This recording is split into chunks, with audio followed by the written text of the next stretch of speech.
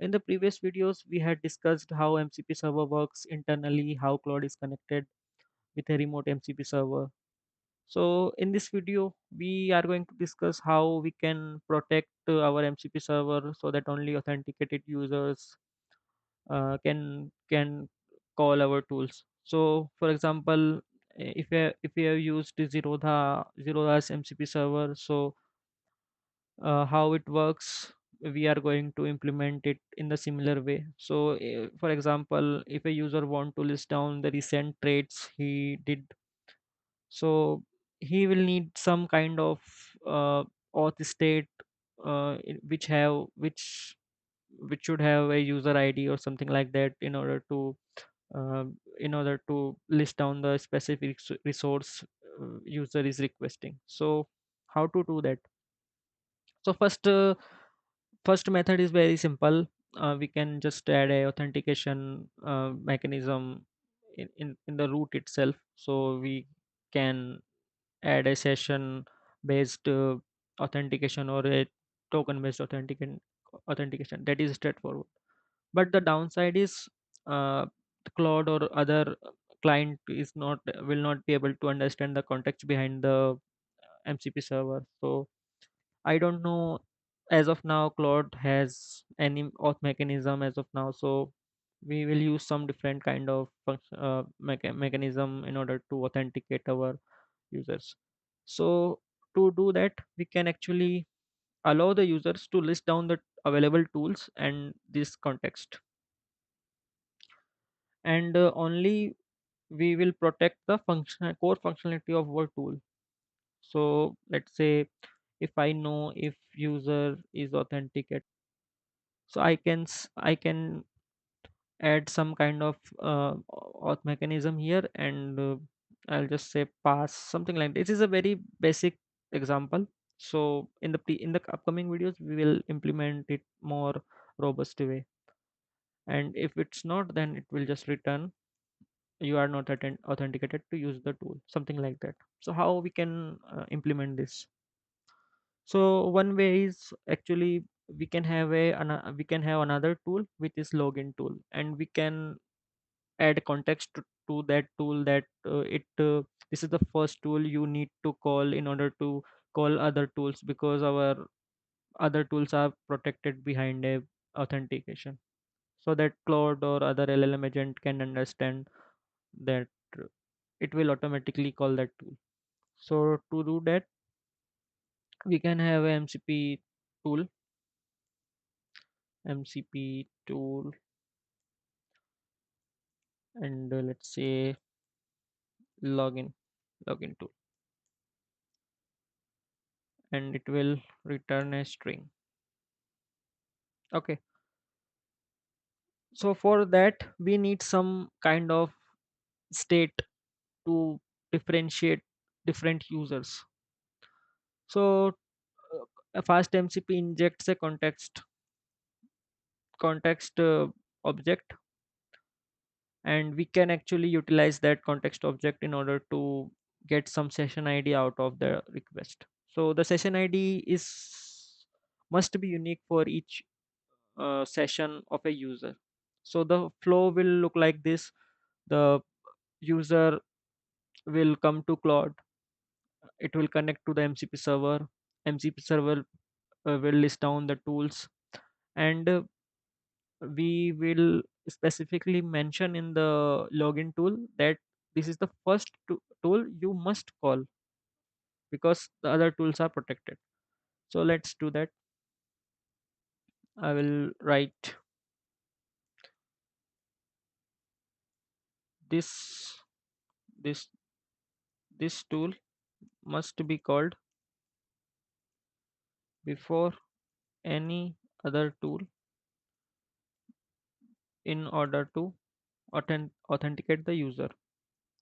This tool returns a URL which user must open in browser to authenticate. Okay, so we will need a state or a session ID of of a of a of of a out of a request for each user, so it should be unique. So how we can inject a session ID for each user? So to for that we can have a middleware. So let's define a middleware. uh, Inject session ID. It will extend base HTTP middleware. Okay.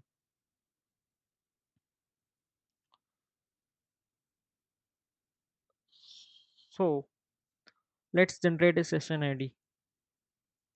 So for this example, I will just use UUID, and in the upcoming videos, we can have a DB level authentication mechanism. So I will just do UUID 4, and I'll just stringify it. So I have the session ID.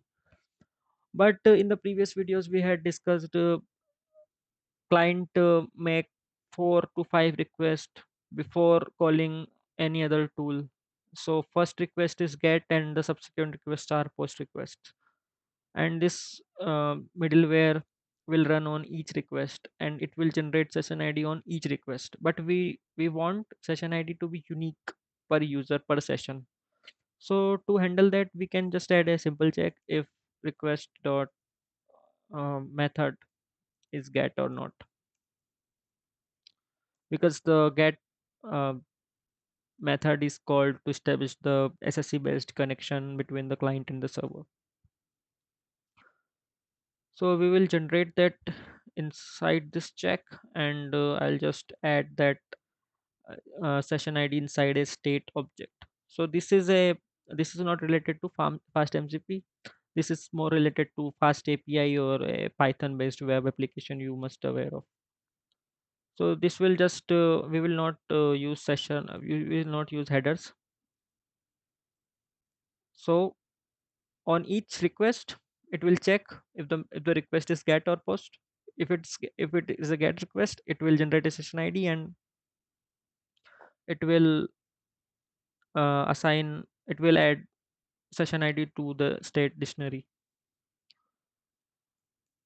So in this video, for simplicity, I will just use this auth state dictionary, and in the real world scenario, we will use a authentication server or a database to handle the authentication part.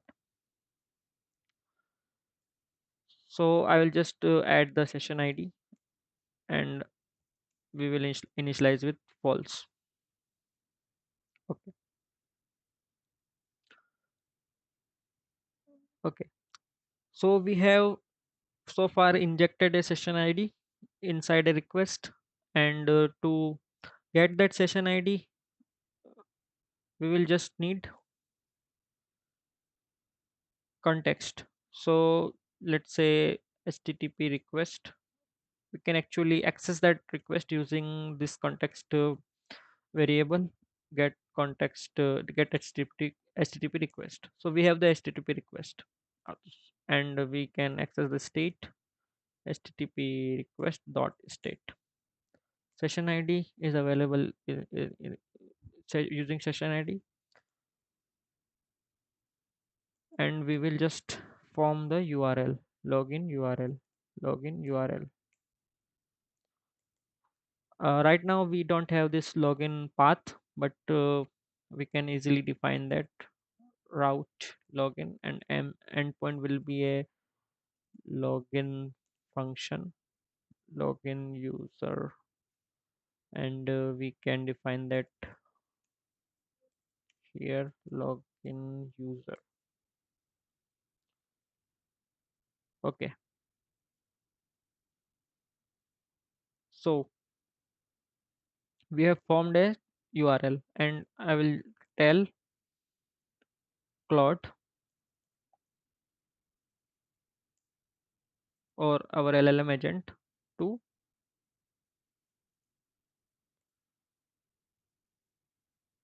open that URL in a browser. So please open the following URL in your browser to authenticate, and we will provide a context. Ask user to authenticate by opening the following URL in their browser. Do not call any other tool before it and wait for user to authenticate. And here is the URL. So we have provided a context to the LLM agent that it must ask user to open our our URL and perform his authentication. So for simplicity, I will just do in the login user method. It will get session ID from the query params, and it will just assign session ID true, and it will just say user is authenticated. So in the real world, we will have a login form where user will put his ID password, and based on that we will do the authentication and update the database with the session ID that the user is authenticated. And in the real world, we will also set a specific time lifespan of this session ID, how long user is able to remain authenticated. So uh, this should uh, this should list login and get exercise tools. So I'll just comment out this part and let's try to run this.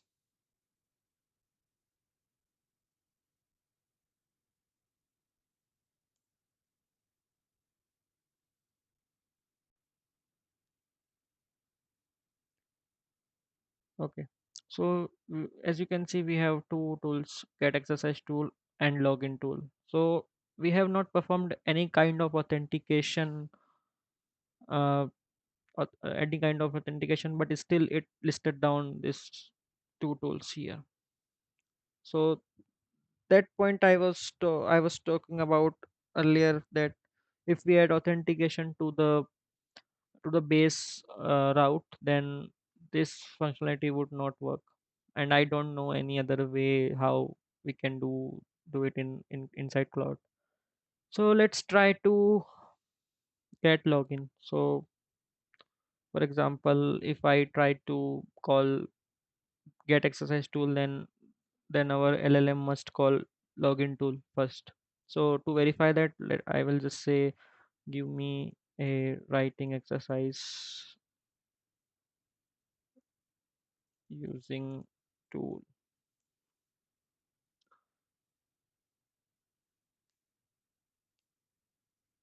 So it should, yeah, so it automatically understood it need to call this login tool first. So I'm not sure why session ID is none here. Let's debug it. Why the session ID is coming none. Okay, so I have not added the middleware. I just defined it. I have not added that. So yeah, so let's try to rerun that, and we need to quit cloud and restart it.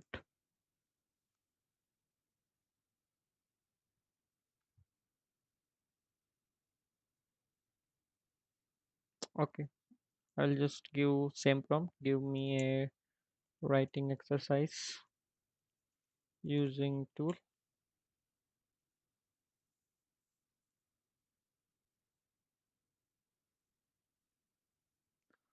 So it should give me a proper URL this time. So right now it will not work because we have not, I think, not defined the functionality. Okay, so we have defined, but we have not added the check in the tool, in the get exercise tool. So to to do that, I'll just copy that code to get the session ID, and I will add the check if session ID is if session ID and auth state dot get session ID. So if the both conditions are true, then only we will perform the real action, real functionality of the tool. Okay, so let's save this and rerun the server, restart cloud also,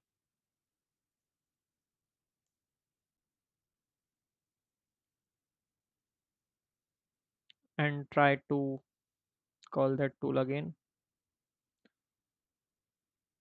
Give me a writing exercise.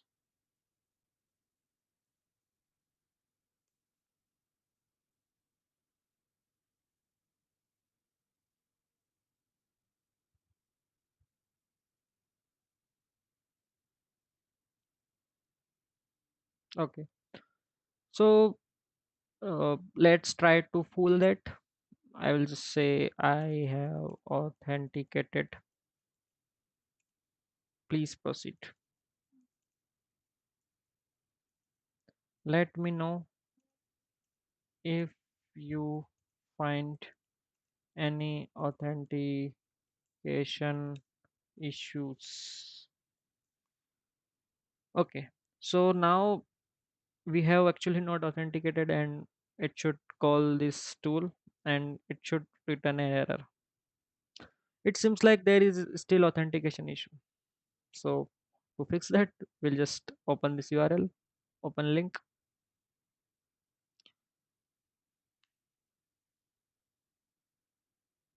My Chrome is taking too long to open.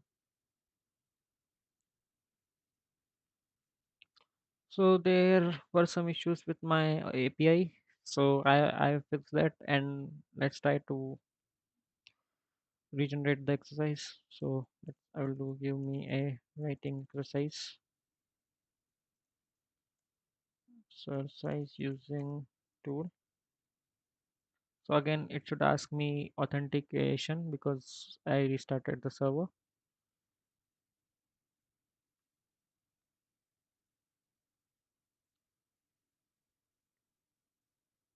So the user is authenticated, and I'll just say continue. Now it should call the access tool, and hopefully we will see the exercise. Yeah.